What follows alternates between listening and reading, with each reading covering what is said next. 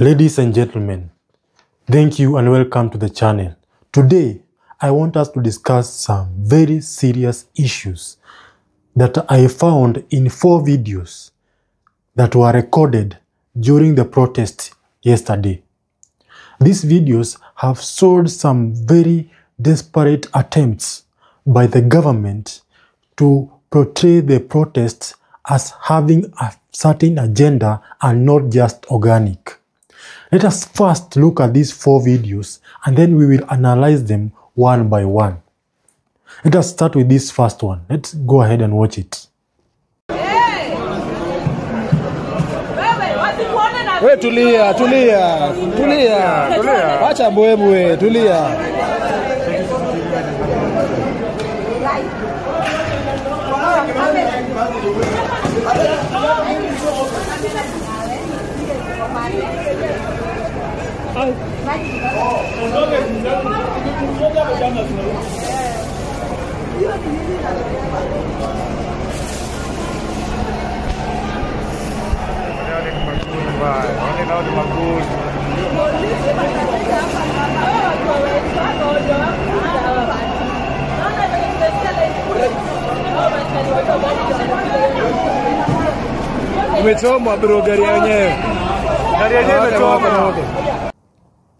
In that video, I hope that you have seen 2 vehicles.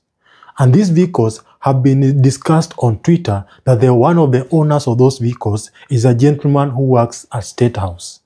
The other vehicle, the number plate is unknown and not registered by NTSA. These individuals, as you look at that video, if you have not watched that video well, please go back to the video and rewatch it. And you will see that there's a gentleman with a jerrycan, white jerrycan, and there's another one who is holding a gunia. And he looks like he is a chokora somewhere. Somewhere in the video, if you just check the video well, you will see someone who looks like a chokora in the video. He also looks like he has covered his face. Why would somebody cover his face? And why would somebody come with a jerrycan? What do you think is contained in that jerrycan? Is it water? I don't think so. It looks like it is petrol to light those cars. Let us watch the second video and then we are going to compile everything and realize what is going on. Watch the second video.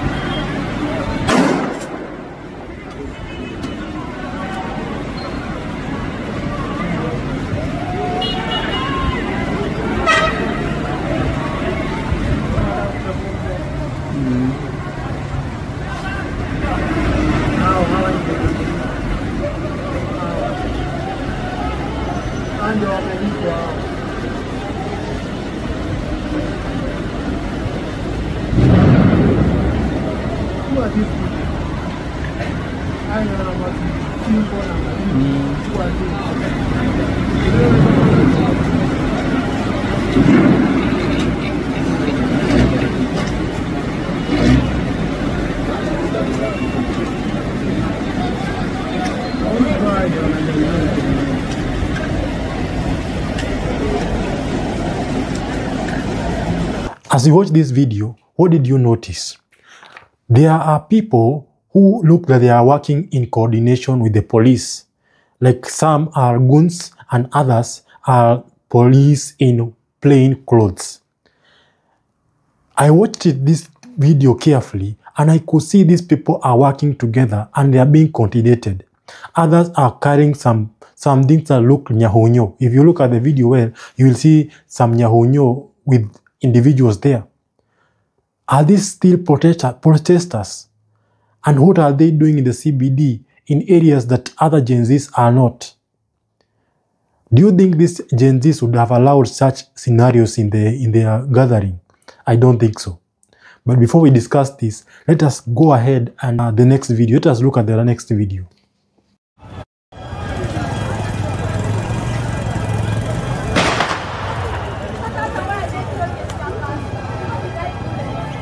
Mira, kwa hiko kile na fama. Mbaya sana.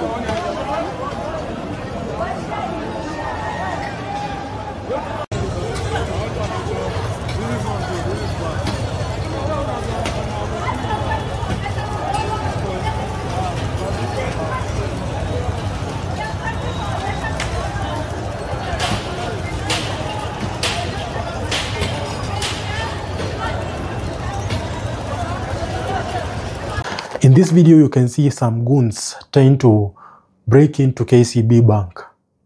Some are hitting the window with stones. Others are trying to unlock the padlock on the near gate. Is this a coincidence that all these goons are working together, whereas the other Gen Zs are somewhere else protesting? Let us watch the last video so that we can discuss these things once and for all.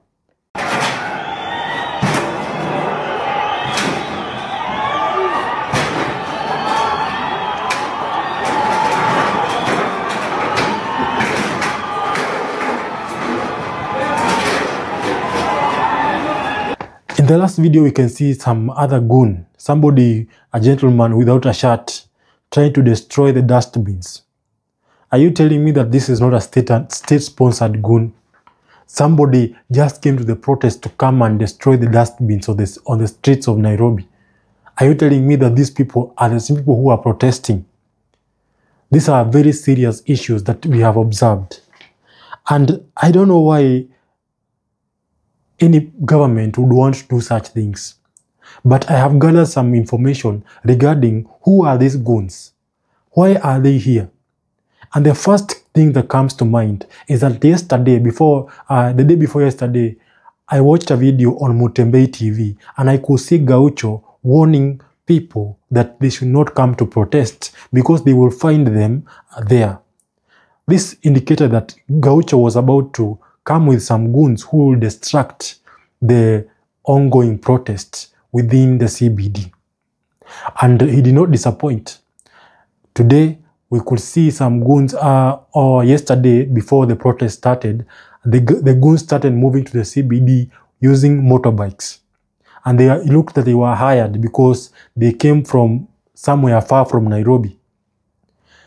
Is this government project? Is this guy, Gaucho, a government project? Now, I want us to discuss and analyze why would the government want to sponsor goons to act to terrorize the city when others are protesting? For me, I know there are many reasons the government might want to do this.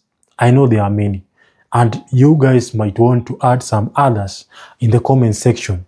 But I just discovered 3 of them. Number one, they wanted to blame the opposition for the protests and to show that this crowd was not organic, but sponsored by individuals in the opposition. Somebody might ask me, how do you think that happened? Because in 2017, I remember I was in Nairobi, and some individuals were set up. They were told to go and set up a fire or to some cars so that those vehicles can be said they were destroyed by the people who are in ODM, the NASA coalition, the people who are protesting from NASA, so that it can be said that those individuals are responsible for the burning of cars, but it was the government which had done that. There's a clip going around right now of Mike Sonko explaining how they did that in 2017. Let us listen in. 2017 wakati kulikuwa na maandamano ya ODM, mimi na Kibicho na Deep State wale wengine na system tuliwenda kuprint t-shirts za ODM, tukanunua magari second hand kwa mashowroom, tukazichoma huko Ngong Road, ionekane ni ODM, kumbe ni Deep State na system. In that video, I can tell you that it is not a coincidence that somebody like William RUTO would want to do that so that they can make the tension between the communities, especially the Kikuyu, against laws. Because there is a narrative at the moment that Kikuyus should not indulge in mourning somebody like Albert Ojwang who is not from your community. If the Kikuyus come to protest within the city, it means there is a hidden agenda to make the government look bad and to make the Luos want to hate the government. So this is a coincidence that is happening.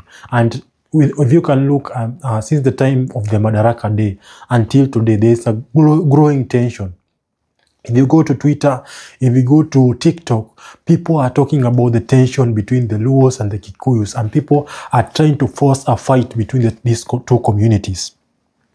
If you look at it in that angle, somebody might understand me. I might have far-fetched it, but I feel there is some truth to it. There is somebody who is trying to bring tension between the Luos and the Kikuyus to make them fight, maybe for whatever reason.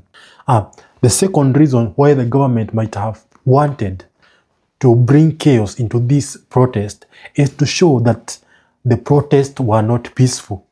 This one was the main one. I can tell you this one was the main one, because the government does not want people protesting peacefully, because then it would look like it would not be easy for them to contain the protests. They must have must have a reason to show that those people who went to protest were actually goons, or people who are up to nothing, and people who are attempting to take advantage of the situation in the country. So they want to legitimize, to make sure that anybody who went to that protest is seen as somebody who wanted to vandalize the city, who wanted to steal from banks, who wanted to destroy property, government property, and so on and so forth, so that they can easily arrest you and charge you in court. If at all they arrest you, you're going to be afraid to come next time to protest, and the other guys who will see what has become of you, then they'll be afraid to. In short, they want to instill fear that if you come to protest, then you must know that there are consequences. I just hope that there will be no people who are going to be abducted. I hope that is something of the past and it will not repeat itself again. But I am positive that the main reason for these goons to be sponsored to come and do the atrocities that we saw in a peaceful protest is for them to be seen as not as peaceful. My final reason as to why these things happened is to show the international community, especially the Americans or those in the UN, that the protests that are happening in Kenya are actually sponsored by somebody, or are as a result of goons, and not something that really touched the people of the Republic. I am telling you that whether you like it or not, the international people, the whites, really control what happens, what the affairs of the Africans and the presidents. If you look, there are some people who provide some theories that the people outside our country, the whites and the people, the big banks, the world banks, they decide who will be our next president.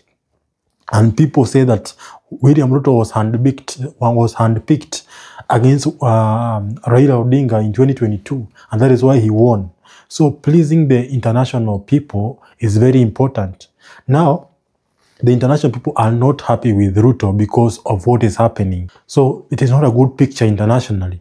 So they have to show a picture where that these people who are actually coming to protest are not really people that really care about the brother who was killed, but they have come with sponsored interests by the opposition or whoever else, or their own motives to steal, but not to protest. So everything, it is coordinated and it is worked upon. If you look at those videos, you can see the person with the gunia in the first video, the person with the jerry can, the people with nyahunyos who are working like in a coordinated manner, the others who are trying to break into KCB. Nobody is asking them. The police officers are looking at them and they're doing absolutely nothing, are not a coincidence. All these things are government sponsored. I'm just hoping that at the end of this, nobody will be abducted or killed, that everything will just end. And I believe that it's okay that Ojwang has been killed, but let us get rid of this now. Let us just stop protesting, because at the end of the day, these guys will find a reason to kill somebody, and it is not worth it. Everybody have seen that we have been frustrated. We have seen some people going outside and doing their thing, but right now let us stay peaceful, and if they try to do it again, then we go back to the streets, because we cannot allow them to continue killing us. Thank you for watching, and if you enjoy this video, please give me a like, subscribe, and peace.